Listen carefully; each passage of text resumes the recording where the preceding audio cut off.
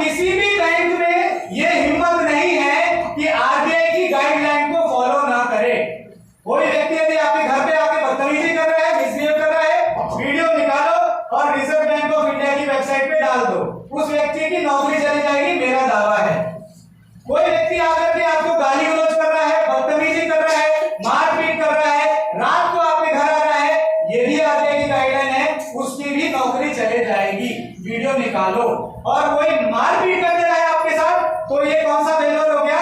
Law and order का failure. Law and order का failure मतलब हमारे प्रशासन के साथ में बैठे हुए पुलिस के कर्मी हैं, ये सभी लोग के पास आप जाइए और बताइए कि बैंक ने हमको कर्जा दिया और ये व्यक्ति आकर के मारपीट कर रहा है हमारे साथ, बराबर है? जो व्यक्ति मारपीट कर रहा है उसके जेब से पैसा गया क्या? नहीं गया। वो व्यक्ति क्या है? केवल नौकरी कर रहा है, केवल उस संस्था में काम कर रहा है। अच्छा, वो संस्था उस व्यक्ति को कभी नहीं बोलेगी कि जा करके मारपीट करके पैसा लाओ। और ये सारी संस्थाओं की जिम्मेदारी है कि तीन चीज सबको प्रोवाइड करना है। आपके घर कोई रिकवरी एजेंट कोई बदतमीजी करने अगर आ रहा है तो अपने अधिकार से उससे तीन चीज मांगना है। सबसे पहला चीज है आईडी प्रूफ। जैसे कोई व्यक्ति किसी संस्था में काम कर रहा है तो उन सबके पास आईडी प्रूफ होना मैंडेटरी है, जरूरी है। अगर आईडी प्रूफ नहीं हुआ तो आप उसको 1 रुपए भी नहीं देंगे, पहली बात। दूसरी बात है होम विजिटिंग लेटर। अच्छा, कोई व्यक्ति आईडी प्रूफ हुआ, किसी व्यक्ति के पास, क्या ब्रांच मैनेजर आपके घर आ जाएगा क्या? ऐसे नहीं आएगा। जब तक संस्था उसको अप्रूवल नहीं देगी, जब तक संस्था ये बोलेगी नहीं कि हाँ इस व्यक्ति के घर जाओ और इस व्यक्ति से पैसा लेकर के आओ। और बोलने का मतलब ये है कि संस्था जब भी काम करती है तो लिखित में काम करेगी। संस्थाओं को लिख करके देना पड़ेगा कि इस व्यक्ति के घर जाकर के ये व्यक्ति अपॉइंट हुआ है। ऐसा नहीं कि कोई भी किसी बैंक से किसी भी व्यक्ति को भेज देंगे। संस्था प्रॉपर अपॉइंट करेगी, उस व्यक्ति का नाम लिखा होगा कि कौन सा व्यक्ति किस एरिया में जाएगा, किस व्यक्ति के घर जाएगा। तो ये क्या हो गया? Home visiting letter. पहला क्या हो गया? ID proof. दूसरा होम विजिटिंग लेटर, जो घर में आने के लिए ऑथराइजेशन लगता है। और तीसरा जो सबसे इंपॉर्टेंट है, चाहे बैंक का कोई भी कर्मचारी हो, चाहे बैंक का कोई भी अधिकारी हो, जब तक उसके पास डीआरए सर्टिफिकेट नहीं होगा तब तक वो कर्जे की वसूली नहीं कर सकता है। और ज्यादातर इनफॉर्मल सेक्टर के लोग, जैसे गांव देहात के जो लोग होते हैं, वहां के लोगों के पास डीआरए का कोई लाइसेंस नहीं होता है। जब तक कोई व्यक्ति 12वीं पास नहीं करेगा तो वो कॉलेज जा पाएगा क्या? नहीं जा पाएगा। तो वैसे डीआरए एक लाइसेंस होता है, उस लाइसेंस के लिए एग्जाम देना पड़ता है। उस एग्जाम के बाद 100 घंटे की ट्रेनिंग होती है। ट्रेनिंग में सिखाया जाता है कि व्यक्ति को कैसे ट्रीट करना है। कोई कर्ज ले लिया है तो उसके घर पे कैसे जाना है, बात क्या करना है, गाली गलौज नहीं करना है, गाली गलौज करने पर आपके ऊपर क्या क्या हो सकता है, व्यक्ति यदि नहीं दे पा रहा है तो उससे कैसे पोलाइटली बात करना है। ये सारी चीजें ट्रेनिंग का पार्ट होता है और उस लाइसेंस को बोला जाता है डीआरए का लाइसेंस। ये तीन चीजें सबके लिए जरूरी है, अपने घर में लिखित में टांग देना। सबसे पहला आईडी प्रूफ, दूसरा होम विजिटिंग लेटर, तीसरा डीआरए का लाइसेंस। ये तीनों में से कोई भी एक चीज यदि किसी व्यक्ति के पास नहीं है और आपके घर पे आके बदतमीजी कर रहा है, गाली गलौज कर रहा है, कोई गलत। सबसे पहला भारत देश में जो बैंक बना था उसका नाम था bank of Madras. Bank of Madras को आगे चल के जैसे मॉडिफाई करते हैं ना, हम अपने आप को अपडेट करते हैं। पहले धोती कुर्ता पहनते थे, उसके बाद शर्ट पैंट पहनने लग गए, उसके बाद जीन्स पहनने लग गए। तो वैसे ही उन लोगों ने अपडेट किया अपने आप को और बैंक ऑफ मद्रास का नाम बदल करके हो गया imperial bank of India. Imperial bank of India का आगे चल के नाम बना भारतीय स्टेट बैंक, जो आज की डेट में काम कर रहा है। ज्यादातर लोग भारतीय स्टेट बैंक के ग्राहक हैं। अच्छा, देश को कभी भी लूटा जाता है तो बैंकों के माध्यम से ही लूटा जाता है। कैसे लूटा जाएगा? कर्जदार बनाकर कर्जे में डाल दो। किसी व्यक्ति की हैसियत नहीं है 100 रुपए देने की, इतना कर्जा दे दो कि वो 200 रुपए पटाने में मजबूर हो जाए, तो वो डूबेगा कि नहीं डूबेगा? मान लो मेरी अगर हैसियत नहीं है, 1 लाख रुपए साल का मैं नहीं कमा सकता हूं, तो क्या मैं 2 लाख रुपए साल का पटा सकता हूं? नहीं पटा सकता। बैंकों ने यही काम किया, जो व्यक्ति की स्थिति नहीं है देने की। आप सब कर्जे में डूबे हुए हो? अच्छा, बैंक जब भी कर्जा देता है तो सब चीजें देखता है, सबकी स्थिति देखता है। आपसे डॉक्यूमेंट मांगा होगा बैंक ने, आधार कार्ड मांगा होगा, पैन कार्ड मांगा होगा, जो बैंक का जो पासबुक है पासबुक मांगा होगा, उसमें चेक किया आप दे पाएंगे कि नहीं, कितना ट्रांजैक्शन होता है, और उसके बाद क्या हुआ, उसने उसी आधार पे कर्जा दिया। अब दे दिया, बैंकों को पता है कि लोगों की आर्थिक स्थिति कमजोर होगी ही होगी, क्योंकि आप में से जब कोई पढ़ा लिखा व्यक्ति हो तो वो केवल एक चीज सर्च करना आरबीआई में कि कितना रुपए आरबीआई ने छापा है। जैसे मान लो किसी देश, मान लो हम इस कमरे में बंद हैं और ये एक देश है, इस देश में यदि 100 रुपए छापने का जो अधिकार है वो मेरे को मिला, केवल मैं रुपए या नोट या सिक्के जो भी है वो छाप सकता हूं, और मैंने छापा 100 रुपया। मान लेते हैं आप लोग 50 लोग हो टोटल, तो मान लो मैं बांटूंगा बराबर बराबर, तो कितना रुपए बांट सकता हूं, एक आदमी को कितना रुपए दे सकता हूं?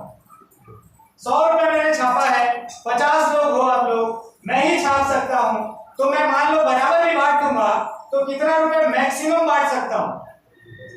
2 रुपए। 2 रुपए प्रति व्यक्ति मैक्सिमम बांट सकता हूं। अच्छा, मैं 3 रुपए प्रति व्यक्ति बांट सकता हूं क्या? नहीं बांट सकता। क्यों नहीं बांट सकता? क्योंकि मेरे पास पैसे है ही नहीं। अच्छा, मान लो मैं आपको ऐसा कर दूं कि चलो 2 रुपया आप ले लो और 2 के बदले मेरे को 3 रुपए देना वापस।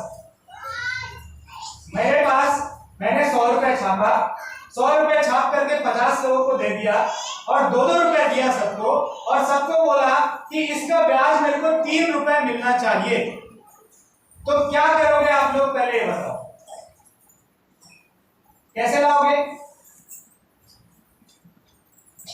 2-2 रुपए सबके पास है। अच्छा, लेकिन ये सबको नहीं पता कि केवल मार्केट में 100 ही रुपए है। मार्केट में 100 रुपए किसको पता है? केवल मेरे को। क्यों पता है? क्योंकि मैंने ही छापा है। मार्केट के लोगों को पता ही नहीं है कि कितना रुपए है, सबको लग रहा है पैसा तो है, पैसा तो है, पैसा तो है, पैसा तो है। अब 2 रुपए का 3 रुपए आदमी करने के लिए क्या करेगा? अपने पड़ोसी से कंपटीशन करेगा। पड़ोसी से कंपटीशन कैसे करेगा? आप उसके पास 2 रुपए है तो वो 3 रुपए अपना चुकाने के लिए दूसरे का हक छीनेगा। छीनेगा नहीं छीनेगा? तो दूसरे का जो हक छीनेगा उसके पास 3 रुपए तो आ जाएगा, लेकिन जो अंतिम व्यक्ति है वो क्या करेगा? जैसे मान लो 50 लोग हैं, 50 में 100 रुपए मैंने बांट दिया, अब 2-2 रुपए सबको बांटा, सबको बोल रहा हूं कि 3-3 रुपए मेरे को वापस करो। तो 50 दिया, कितना रुपए हो गया? 150। कितना रुपए मैंने छापा? 100 रुपए। 150 रुपए की वसूली करी जा सकती है क्या? नहीं करी जा सकती। किसी भी हालत में 150 रुपए वसूली करी जा सकती है क्या?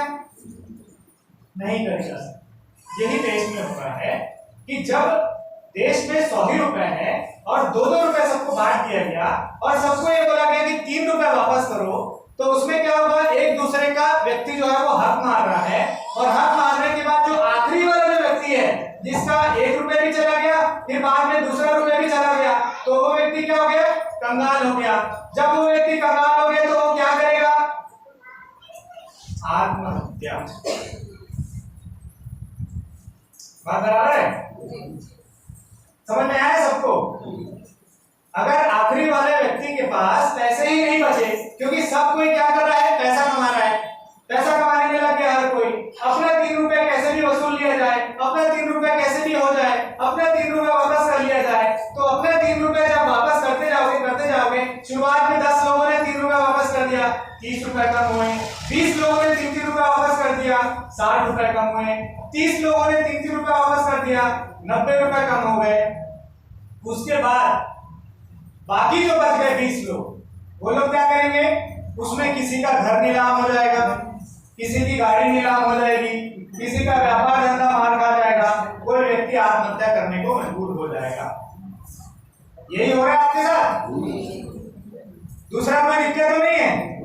यही हो रहा है ना, इतना टॉर्चर कर रहे हैं कि कर्जा बढ़ाओ कर्जा बढ़ाओ कर्जा बढ़ाओ कर्जा बढ़ाओ, और आपको पता ही नहीं है कि कर्जा कितना रुपए है मार्केट में, हमको पैसा कैसे दे दिया गया, और कर्जा आप बढ़ाने के लिए तैयार हो कि आप ठीक है कर्जा बढ़ा देंगे, हम बढ़ा देंगे, आज नहीं बढ़ा पा रहे कल बढ़ा देंगे, कल नहीं बढ़ा पा रहे परसों बढ़ा देंगे, 2 दिन का वक्त दे दो, 5 दिन का वक्त दे दो।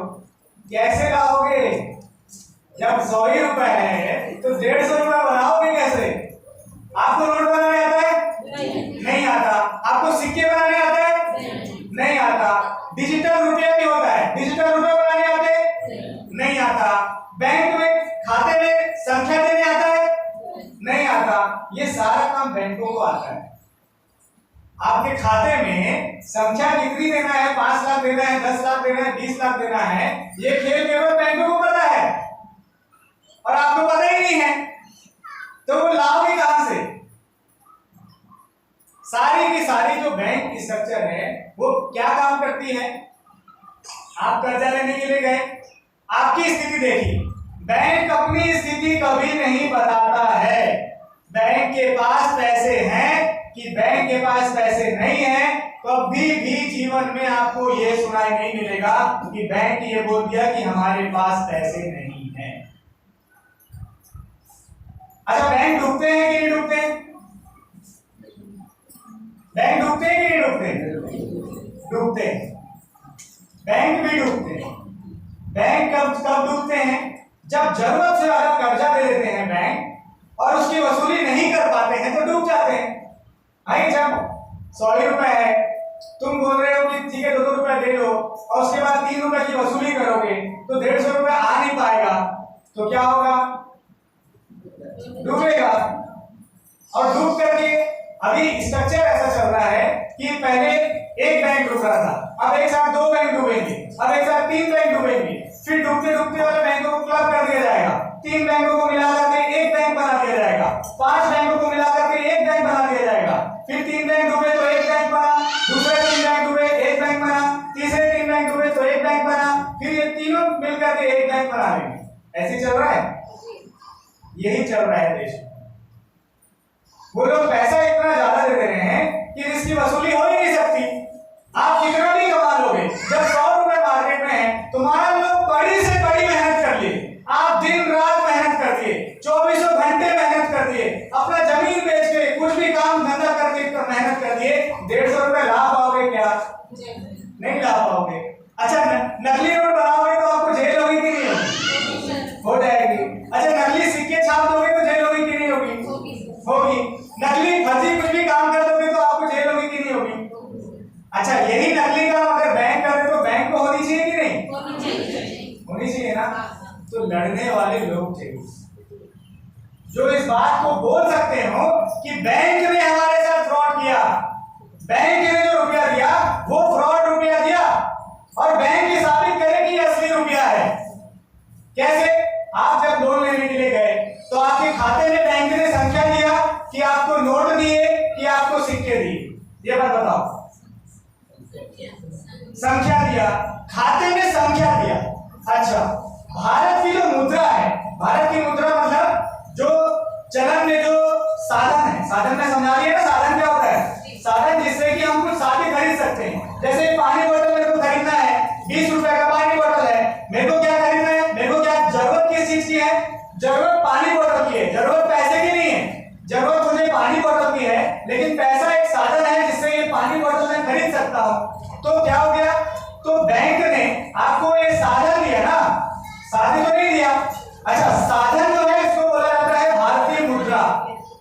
जो करेंसी होती है उसको बोला जाता है भारतीय मुद्रा। ठीक है। अब जब भारतीय जो मुद्रा होती है वो 3 प्रकार की होती है। भारत की जो मुद्रा होती है, क्या हो गया? डिस्टर्बेंस हो गया क्या? आने दो, बैठने दो। आ जाओ बैंक वालों, भाई साहब भी आ जाओ, कोई दिक्कत नहीं है। भारत की जो मुद्रा होती है वो 3 तरह की मुद्रा होती है। पहला होता है बैंक नोट, दूसरा होता है सिक्के, और तीसरा होता है ई रुपया। आरबीआई जानते हैं? आरबीआई क्या होता है? भारतीय रिजर्व बैंक क्या होता है?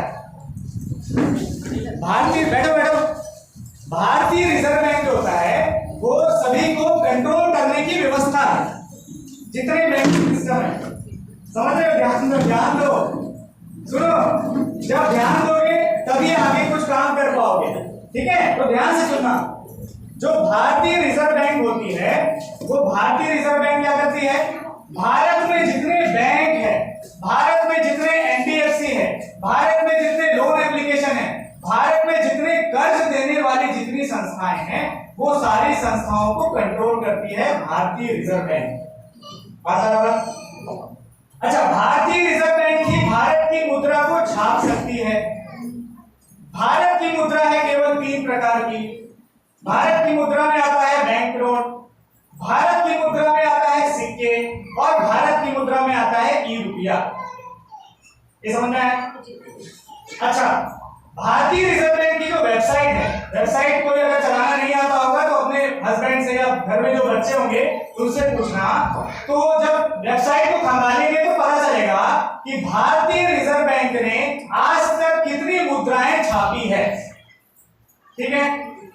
तो जितनी मुद्राएं छापी है, जैसे मैंने आपको एग्जांपल दिया कि 100 रुपया यदि मैंने छापा और केवल एकल अधिकार केवल मेरे पास है, तो मार्केट में कर्जा कितना होना चाहिए? 100 रुपया।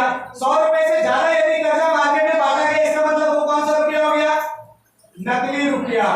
क्योंकि असली रुपया मैंने छापा, असली रुपया केवल 100 रुपया छापा, और 100 रुपए छाप करके यदि मैं 150 रुपया मार्केट में चला दूं तो 50 रुपया कौन सा हो गया? नकली रुपया। तो आरबीआई ने जो नोट छापा है, आरबीआई ने के पास जो सिक्के का डाटा है, आरबीआई के पास जो ई रुपया का डाटा है, वो टोटल आता है 35.11 लाख करोड़ रुपए। बात बराबर है? 35.11 लाख करोड़ रुपए। अब जब आरबीआई ने नोट इतने छापे, सिक्के इतने छापे, ई रुपया इतना छापा, तो मैक्सिमम कर्जा कितना होना चाहिए देश के नागरिकों के ऊपर? कितना छापा आरबीआई ने? 35.11 लाख करोड़ रुपए। तो कर्जा कितना होना चाहिए? 35.11 लाख करोड़ रुपए के ऊपर जितना कर्जा है, वो कौन सा कर्जा हो गया? नकली। क्योंकि असली किसके पास है? आरबीआई के पास। असली का डाटा कौन सा है? असली का डाटा है बैंक नोट, असली का डाटा है सिक्के, असली का डाटा है ई रुपया।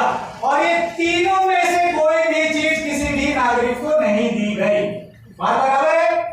आपके बैंक में क्या दिया? आपके खाते में संख्या, बराबर है? वो संख्या जब तक कन्वर्टिबल ना हो, कन्वर्टिबल का मतलब क्या होता है कि यदि आपके खाते में संख्या आ गया, आपके खाते में किसी बैंक ने 20,000 रुपए डाल दिया, ठीक है? बात बराबर है? अब जब 20,000 रुपए किसी बैंक ने डाल दिया, तो उस 20,000 रुपए को आप कैश करोगे। यदि वो कैश हो सकता है तब तो ठीक है, तब तो बराबर है। और यदि वो कैश नहीं हो पाए, इसका मतलब वो कौन सा रुपया हो गया? नकली। तो जो कैश हो सकता है, कैश हो सकता है, या जिससे नोट निकल सकते हैं, या जो सिक्के निकल सकते हैं, या जो ई रुपया निकल सकते हैं, वो पूरे देश में कितना है? 35.11 लाख करोड़ रुपए। इसका मतलब यदि बैंक ने आपको खाते में 20,000 रुपए दिया, या 50,000 रुपए दिया, या 1 लाख रुपए दिया, और सबका खाता यदि खंगाला गया, सबके खाते खंगालने के बाद ये पता चला कि बैंक ने जो 35.11 लाख करोड़ रुपए है, उससे कम जो है वो कर्जा दिया है, तब तो बात बराबर है। लेकिन जब पता चलेगा कि आपके सारे के खाते निकाले जाएंगे और सारे के खाते को देखा जाएगा कि 35.11 लाख करोड़ से कई गुना ज्यादा का यदि कर्जा दिया गया है, तो वो कौन सा रुपया हो गया? नकली। तो यही लड़ाई है असली और नकली की। जो आरबीआई ने जो नोट छापे, आरबीआई कैसे नोट छापता है? आरबीआई का नियम होता है नोट छापने का, ऐसे नोट नहीं छाप देता है। और